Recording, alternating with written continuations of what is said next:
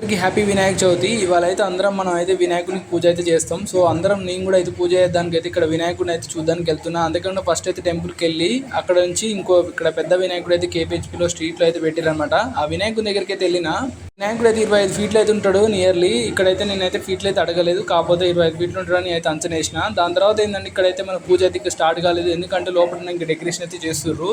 బయట ఇంటీరియర్ అయితే ఇలా ఉందన్నమాట, సేమ్ చాలా బాగుంది. ఇలాంటి ఇంటీరియర్ అయితే నేనైతే ఫస్ట్ టైం అయితే చూస్తున్నా.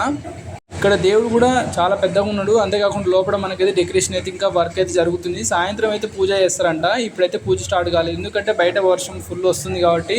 ఇప్పుడు హైదరాబాద్లో చాలా వర్షాలు రావడం వల్ల ఇంకా ఎవరు పూజ అయితే స్టార్ట్ చేయలేదు. ప్రతి ఒక్క వినాయకుడి దగ్గర కూడా సాయంత్రమే జరుగుతుంది. సో మీ వినాయకుడు ఆశీర్వాదం ప్రతి ఒక్కరికి ఉండాలని అయితే కోరుకుంటూ, అంతేకాకుండా మన ఛానల్ని మీరు కొత్తగా చూస్తున్నట్టయితే సబ్స్క్రైబ్ చేసుకోండి. నేనైతే మళ్ళీ నెక్స్ట్ వినాయక చవితి అందరూ బాగుండాలని, అంతేకాకుండా అందరూ ఆరోగ్యాలు కూడా బాగుండాలని అయితే కోరుకుంటున్నాను. Thanks for watching.